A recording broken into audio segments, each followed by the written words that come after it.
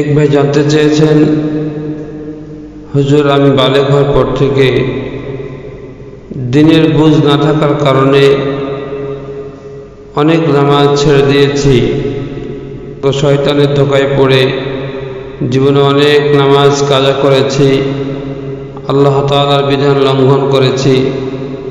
বর্তমানে আমার দিনের বুঝ এসেছে, আমি এখন 5 ওয়াক্ত নামাজ আদায় করি, 5 ওয়াক্ত নামাজ পড়ি। কিন্তু হুজুর যে সমস্ত নামাজগুলো আমি পড়িনি, ছেড়ে দিয়েছি, ওই সমস্ত নামাজগুলোর কি হুকুম? এক্ষেত্রে আমি কি করব? উত্তর, প্রতিটি মুসলমান যখন বালেগ হয়, বালেগ হওয়ার পর থেকে তার উপর আল্লাহ তাআলার পক্ষ থেকে 5 ওয়াক্ত নামাজ ফরজ হয়।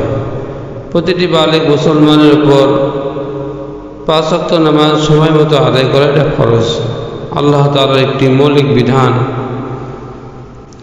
যে সমস্ত নামাজগুলো ছুটে গেছে এই সমস্ত নামাজগুলো আপনাকে কাজা করতে হবে। তো এক্ষেত্রে নিয়ম হলো, আপনার যে সকল নামাজ ছুটে গিয়েছে এই সমস্ত নামাজের একটা প্রবল ধারণার ভিত্তিতে সংখ্যা নির্ধারণ করবেন। কত রাকাত হতে পারে, জোহর কত রাকাত, কত ওয়াক্ত হতে পারে, আসর কত ওয়াক্ত হতে পারে, মাগরিব কত ওয়াক্ত হতে পারে, ইশা কত ওয়াক্ত হতে পারে, এমনকি বেতের নামাজ কতগুলো ছুটতে পারে, এমন একটা সংখ্যা নির্ধারণ করার পরে এইভাবে নিয়ত করবেন, আমার জীবনে যতগুলো জোহরের নামাজ ছুটে গিয়েছে সেই জোহরের নামাজগুলো থেকে প্রথম নামাজটি আমি কাজা করছি। যখন জোহরের নামাজগুলো শেষ হবে, এরপরে আসরের নামাজের ব্যাপারে এইভাবে নিয়ত করবেন যে আমার জীবনে যতগুলো আসরের নামাজ ছুটে গিয়েছে তার প্রথম আসর নামাজ কাজা করছি, এরপরে দ্বিতীয় আসর নামাজ কাজা করছি, এরপরে তৃতীয় আসর নামাজ কাজা করছি, এইভাবে পড়তে থাকবে। আবার চাইলে আপনি জোহরের নামাজ একবার পড়লেন, পরের বার আসরের নামাজ পড়তে পারেন, এরপরে আবার মাগরিবের নামাজ পড়তে পারেন, এরপরে ঈশার নামাজ পড়তে পারেন, এরপরে আবার ফজরের নামাজ পড়তে পারেন, এটা আপনার ইচ্ছা। তো এইভাবে নিয়ত করতে হবে, আমার জীবনে যতগুলো নামাজ কাজা হয়েছে, চাই সেটা ফজর হোক, জোহর হোক, আসর হোক, মাগরিব হোক, ঈশা হোক, সেই ছুটে যাওয়া নামাজগুলোর প্রথম নামাজ আমি কাজা করছি। এইভাবে নিয়ত করে নামাজ আদায় করলে ইনশাআল্লাহ আপনার নামাজগুলো আদায় হয়ে যাবে।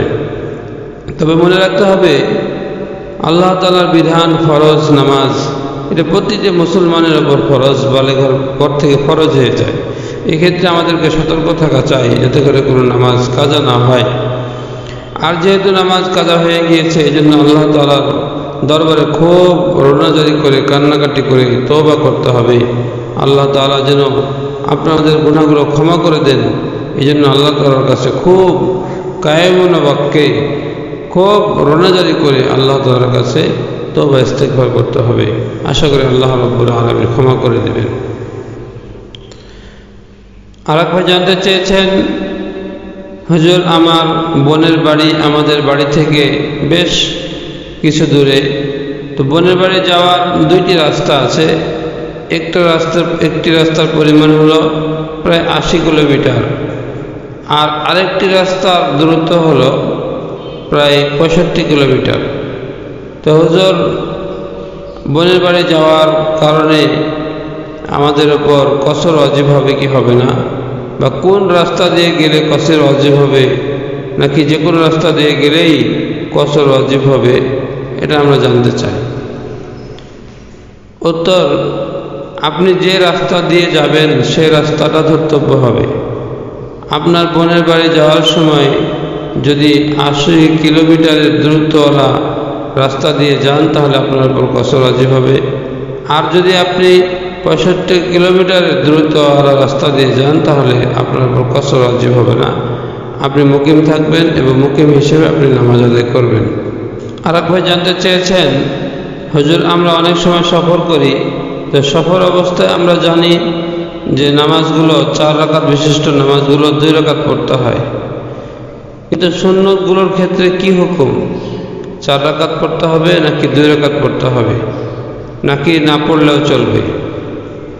উত্তর, আল্লাহ রাব্বুল আলামিন যে সফর অবস্থায় মুসাফিরদের জন্য নামাজ কসরের হুকুম দিয়েছেন সেটা শুধুমাত্র ফরজ নামাজের ক্ষেত্রে। যে সমস্ত নামাজগুলো 4 রাকাত বিশিষ্ট ওই সমস্ত নামাজগুলোকে 2 রাকাত পড়তে বলেছেন।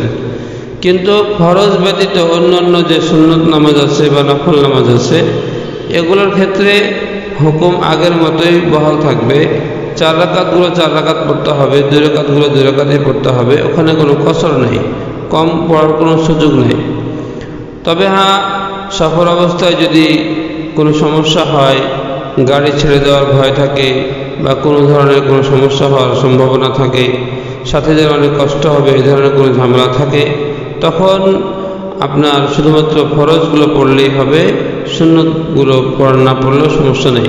কিন্তু স্বাভাবিক অবস্থায় থাকলে, হাতে সময় থাকলে, গাড়ি ছেড়ে দেওয়ার ভয় না থাকলে, সাথীদের অন্য কোনো সমস্যা হওয়ার সম্ভাবনা না থাকলে আপনার সুন্নতগুলো আদায় করতে হবে। আরেক ভাই জানতে চেয়েছেন, হুজুর আমার মুখের ভিতরে ঘা হওয়ার কারণে ডাক্তার আমাকে এক ধরনের ক্রিম ব্যবহার করতে বলেছেন। তো অনেক সময় নামাজে দাঁড়ানো অবস্থায় সেই ক্রিমের স্বাদ থুথুর সাথে আমার পেটের ভিতরে চলে যায়। তো হুজুর এতে আমার নামাজে সমস্যা হবে কি না?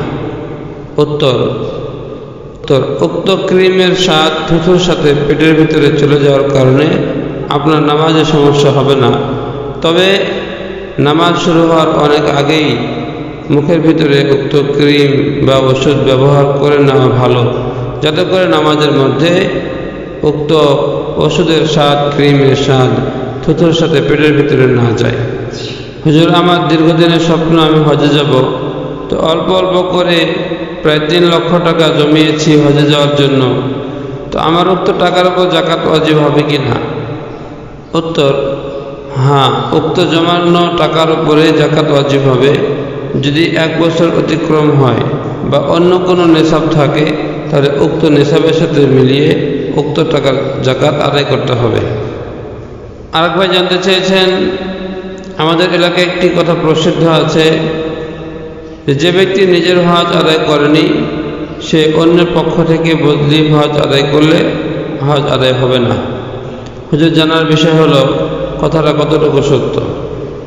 উত্তর, যদি কোনো ব্যক্তির ওপর পূর্ব থেকে হজ ফরজ হয় আর সে হজ আদায় না করেই অন্যের পক্ষ থেকে হজ করতে যায়, তাহলে উক্ত হজ আদায় করা, বদলি হজ আদায় করা মাকরুহে তাহরিমি হবে।